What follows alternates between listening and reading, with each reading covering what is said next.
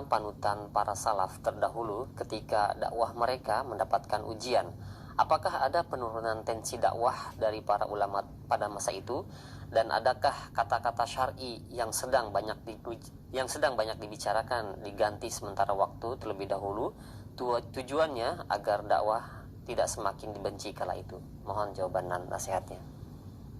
Allah musta'an. Seperti tadi sudah saya sampaikan, bahwa dakwah ini pasti ada tantangan, gak mungkin enggak. Pasti. Allah menyebutkan, wa kadzalika ja'alna likulli nabiyyin aduwan minal mujrimin wa kafa bi rabbika hadiyan wa nasira. Kami jadikan setiap nabi itu ada musuhnya dari orang-orang mujrimin, tapi Allah cukup sebagai pemberi petunjuk dan sebagai penolong. Petunjuk, penolong, dua itu pasti akan ditolong dakwah ini. Dakwah ini mumtahan wa mansur, kata Ibnu Qayyim rahimahullah. Dakwah ini pasti diuji sama Allah, dicela, dicaci, dimaki, difitnah, pasti, nggak mungkin tidak.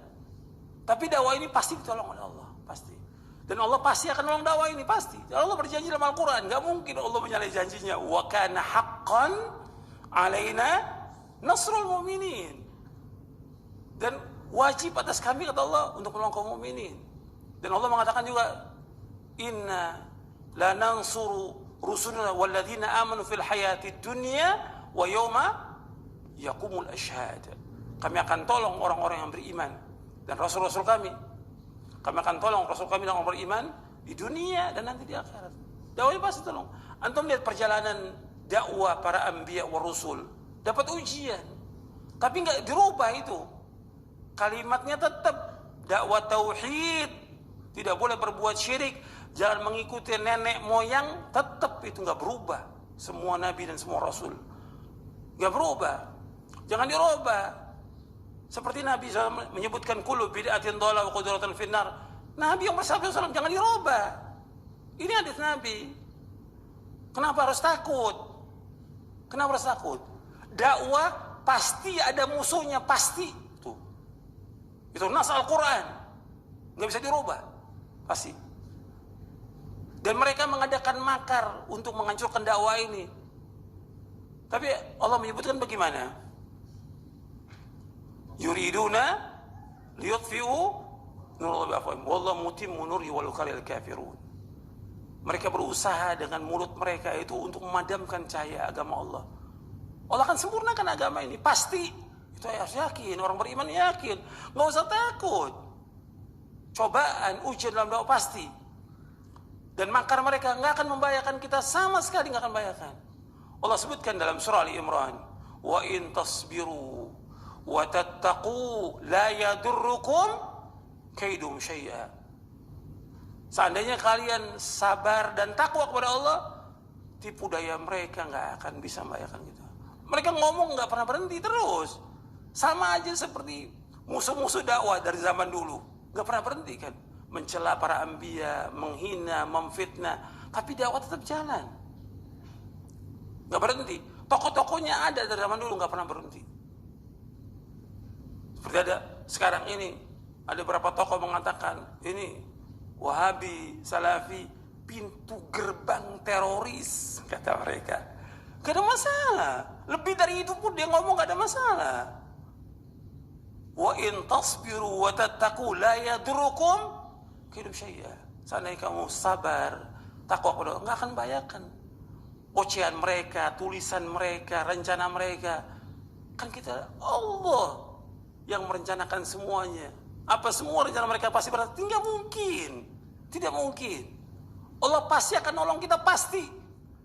Wala tahinu wala tahzanu wa antumul a'launa in kuntum mu'minin. Jangan kamu merasa hina, jangan duka cita. Tetap apa? Allah akan tinggikan kalian jika orang beriman. Harus ingat, soal masalah kita sedih, sempit, cobaan, wajar. Kata Nabi SAW juga mendapatkan cobaan, ujian sempit. وَلَقَدْ نَعْلَمُ أَنَّكَ يَضِيقُ صَدْرُكَ بِمَا يَقُولُونَ فسبح بحمد ربك وكن من الساجدين واعبد ربك حتى يأتيك اليقين. Allah mengatakan, kami tahu omongan mereka itu membuat dada kamu sempit. Tapi Allah suruh apa? Disuruh banyak zikir, disuruh ibadah kepada Allah. Jangan sibukkan omongan orang yang sibukkan. Musuh-musuh ini yang nggak senang, nggak usah disibukkan, jangan dibicarakan. Dakwah jalan terus, nggak boleh berhenti sampai kita diwafatkan oleh Allah. Yang udah pasti bahwa dakwah ini pasti akan ditolong oleh Allah. Yakin pasti ditolong oleh Allah. Itu nas Al-Quran dan juga hadis Nabi yang sahih. Kita yakin dengan janji Allah, jangan takut. Dakwah ini harus berjuang menegakkan agama ini. Karena itulah para anbiya wa rasul. Antum lihat dong kisahnya para anbiya wa rasul, bagaimana susahnya, dicela, dicaci, dimaki, dihina. Bagaimana para ulama salaf. Itulah dakwah. Itulah dakwah. Tapi kita harus berjalan dan terus minta tolong pada Allah. Bahwa kita nggak punya kekuatan apa-apa kecuali Allah yang tolong. Nggak mungkin kita bisa berjalan di atas jalan yang hak ini kecuali pertolongan Allah. Dan dakwah ini nggak akan mungkin menang kecuali pertolongan Allah. Makanya para ulama salaf itu terus diintrospeksi pada dosa-dosanya, ingat takut kepada Allah. Terus mereka thalabul ilmi, nggak berhenti, dakwah jalan terus, mohon kepada Allah. Itulah Islam. Nggak seperti sekarang pada takut. Kita robah aja dah. Jangan ngomong bid'ah lagi. Terus ngomong apa lagi dong kita? Ganti yang lain. Antum mau ganti hadis Nabi dengan yang lain. Ini udah penyelewengan, penyimpangan dalam masalah manhaj ini.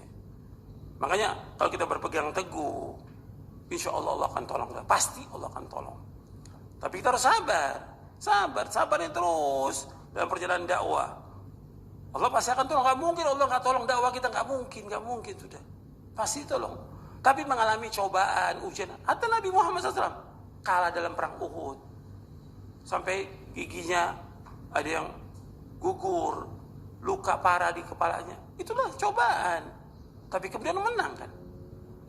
Terus yakin bahwa Allah pasti akan menolong dakwah kita pasti. Tapi kita harus sabar dan terus belajar, gak boleh berhenti sampai kita diwafatkan oleh Allah. Mudah-mudahan yang saya sampaikan bermanfaat untuk saya dan teman sekalian. Kurang lebihnya saya mohon maaf. Wassalamualaikum Muhammadin SAW. Subhanakallah wa bihamdik. Asyhadu an la ilaha illa anta astaghfiruka wa atubu ilaik. Assalamualaikum warahmatullahi wabarakatuh.